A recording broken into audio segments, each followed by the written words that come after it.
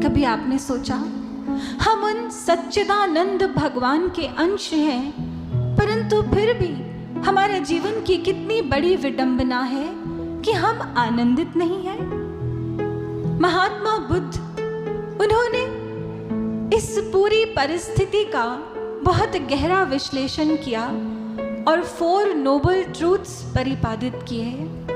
पहला noble truth, that there is a suffering, इस संसार में दुख है, ये पहला सत्य उन्होंने कहा। इस संसार का दुख क्या है जानते हैं? गोस्वामी तुलसीदास जी कहते हैं, ईश्वर अंश जीव अविनाशी, चेतन अमल सहज सुख राशि। हम सभी आत्माएं उन परमात्मा की संतानें हैं, उन चेतन परमात्मा के भक्त हैं, लेकिन यहाँ आकर उन्हें भूल जाते हैं, अपने स्रोत से अलग हो जाते हैं।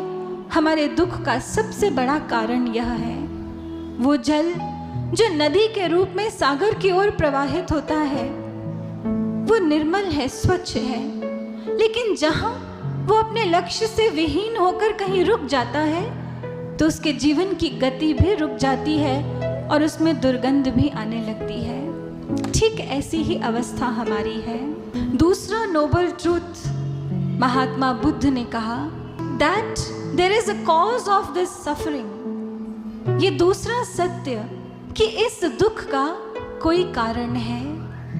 और इसी के पैरेलल गोस्वामी तुलसीदास जी कहते हैं, भूमि परत भा ढाबर पानी, जिमी जीव ही माया लिपटानी। जिस प्रकार वर्षा का निर्मल जल जब भूमि पर आता है तो कीचड़ बन जाता है, ठीक उसी तरह मनुष्य जब जन्म लेता है तो माया का संग कर लेता है और मलिन हो जाता है। मनुष्य के जीवन का सबसे बड़ा पाप है, उसने परमात्मा को ही भुला दिया। तीसरा noble truth, that there is an end to this suffering. इस दुख का अंत भी होता है। कितने ऐसे सेल्फ रियलाइज्ड सोल्स हुए हैं, कितने ऐसे संत महापुरुष हुए हैं जिनके जीवन में बहुत दुख था, लेकिन उन्होंने अपने स्तर को दुखों से भी ऊपर उठा लिया और दुख की कभी अनुभूति नहीं हुई। परंतु हम प्रयास नहीं करते। हमारे जीवन का लक्ष्य है उन परमात्मा के घर से आए हैं उन्हीं की ओर बढ़ना, लेकिन हम कदम नहीं बढ़ाते। आपने प्लेटो का नाम सुना होगा। प्लेटो की एक किताब द रिपब्लिक, उसमें वो वर्णन करते हैं एलेगोरी ऑफ केव का।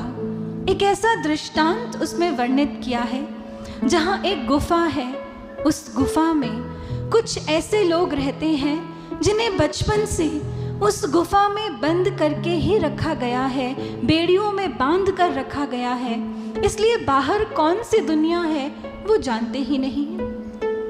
एक बार किसी तरह एक व्यक्ति की बेड़ियां टूट जाती हैं, वो गुफा से बाहर निकलता है। जब बाहर की दुनिया देखता है तो बहुत हैरान होता है। उसे लगता है बाहर संसार कितना सुंदर है, और मैंने तो आज तक यही सोचा कि मेरी गुफा की सीमाओं में जो संसार है वही सब कुछ है। आज वो लौटकर अपने साथियों को बताता है, लेकिन उसके साथी उस पर विश्वास नहीं करना चाहते, क्योंकि उन्हें उन बेड़ियों की इतनी आदत हो चुकी है कि उन बेड़ियों को तोड़कर वो बाहर ही नहीं निकलना चाहते। ठीक यही अवस्था हमारे समाज की है। वो परमात्मा शाश्वत सुख का, आनंद का स्रोत है, वो हमारे भीतर है, लेकिन हम इस जगत में आनंद को प्राप्त करने के लिए सब कुछ करते हैं, लेकिन अपने अंतर जगत की ओर ही एक पग नहीं बढ़ाते। चौथा नोबल ट्रूथ, महात्मा बुद्ध ने कहा, that there is a path to end this suffering. एक रास्ता है जिसके द्वारा हम सबके जीवन में ये सफरिंग समाप्त हो सकती है। और गोस्वामी तुलसीदास जी इसके पैरेलल ही कहते हैं, भक्ति स्वतंत्र सकल सुख खानी। यदि अपने जीवन को दुख रहित करना चाहते हैं, दुखों से ऊपर उठना चाहते हैं, आनंदमय होना चाहते हैं, तो भक्ति कीजिए, उन ईश्वर के साथ जुड़ जाइए।